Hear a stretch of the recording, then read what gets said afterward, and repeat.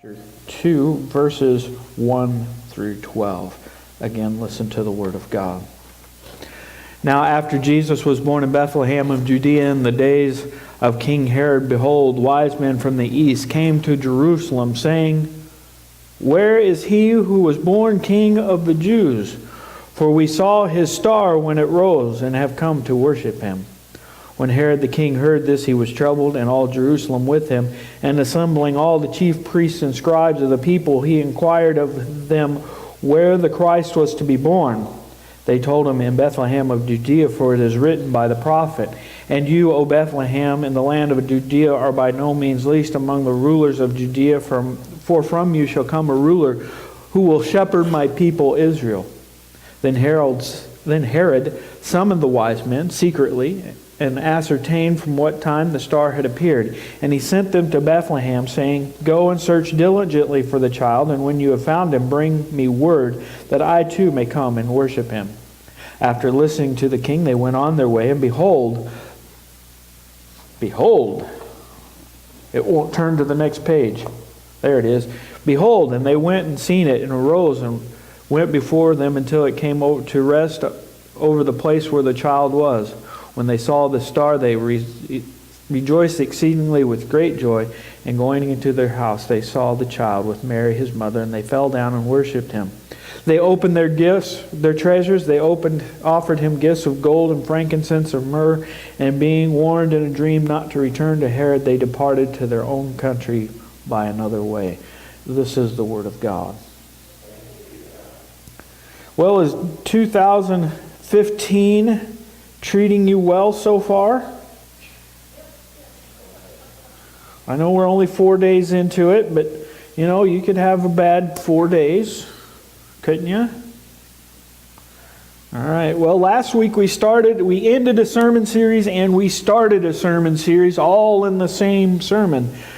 And we started the series entitled New Beginnings. I thought it would be a good time. Hey, we're at a new year. What time to start a sermon series about new beginnings except at the beginning? So, we ended last week with the scandalous idea of God becoming human and then dying and taking that idea and dying on the cross. And that was, to the average first century Jew, would have been nothing more than a plan of foolishness to have God become man and then die. God can't die. That's preposterous, and it was a scandal. But it was through that idea that God has provided a way for us to have a new beginning. Now,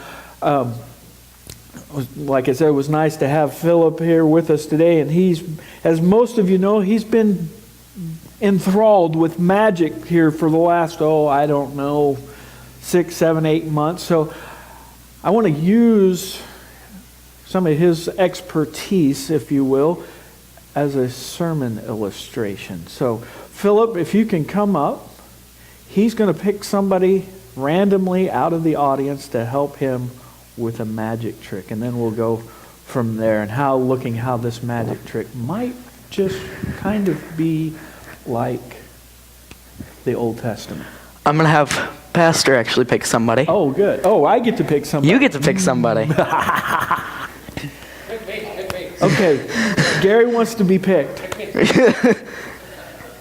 You never picked that. Yeah, come on, Gary. You guys never went to class, pick me. Yeah, they got over that already. I still like the color. There's nothing wrong with that, Gary. Pick me. Oh, boy. All right, we'll shuffle the cards. Yes.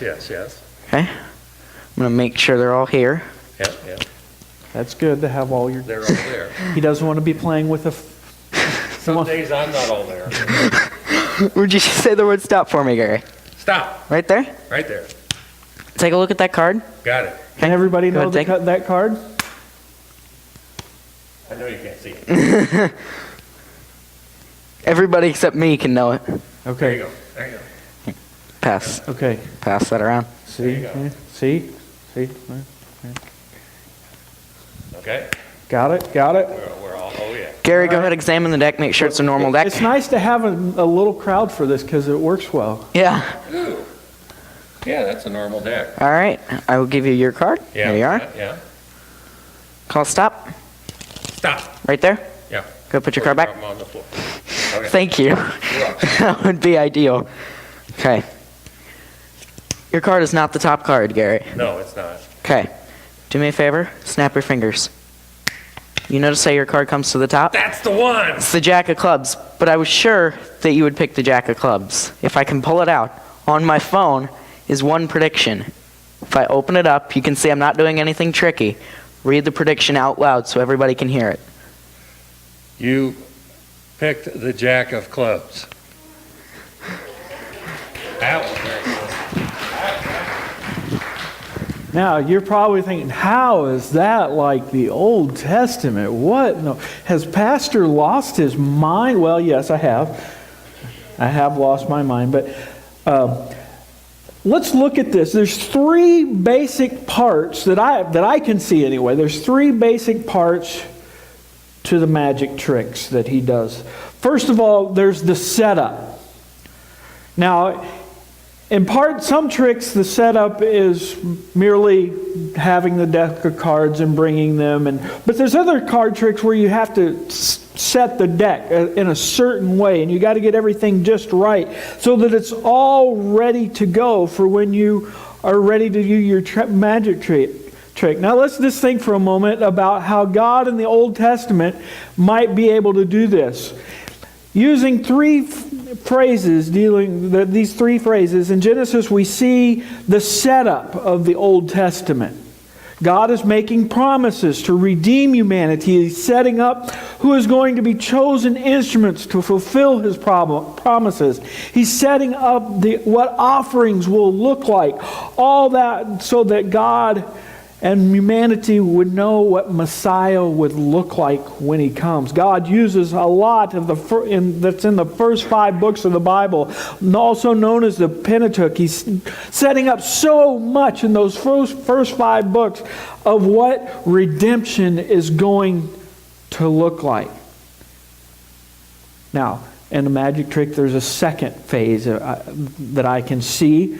And Philip might disagree with me, but that's okay. I'm the one preaching.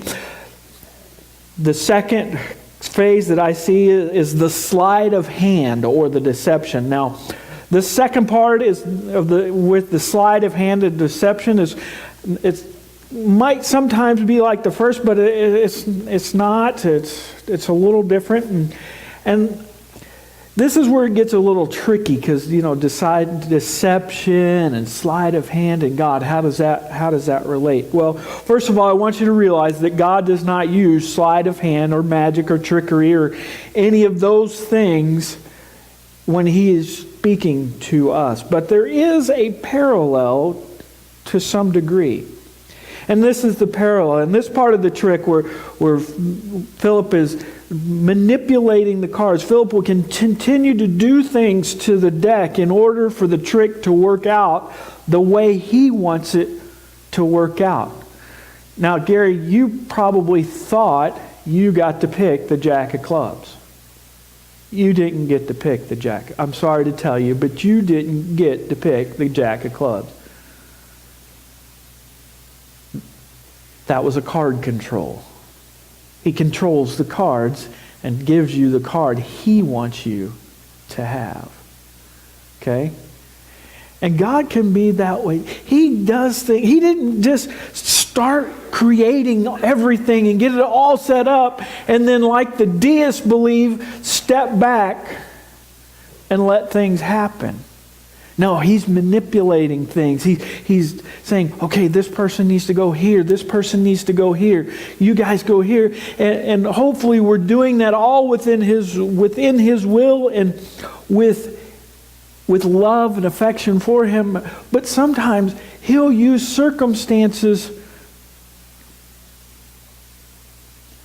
that you would think, why would God use that? Why is God doing that? Or sometimes something bad will happen and there's no explanation for it. And He says, That's terrible. That's tragic. But you know what? I can make something good out of that. I'm not going to just step back and let you go through this alone. I'm going to come in and help this situation. I mean, think about it. He's used liars and cheaters and prostitutes and murderers. He's always been working in the background, making sure that things turn out the way he wants them to turn out. Now, the third part of any magic trick, and the most important part, is what I see, or what magicians will call the reveal. The reveal. That's when the trick is over, and Philip shows you the card, or does what he says is going to happen. It was when he says, "Is that your card?" Or he pulls out his phone and says, "What's the prediction say?" That's the reveal. You know that the card trick is over. You know that it's all done. Everything is done. And you stand there in awe and wonder if the magician is good, and you say, how did he do that? How did he do that? And the same can be true with God. And today we celebrate the reveal, if you will, of who the Messiah was to be to the world.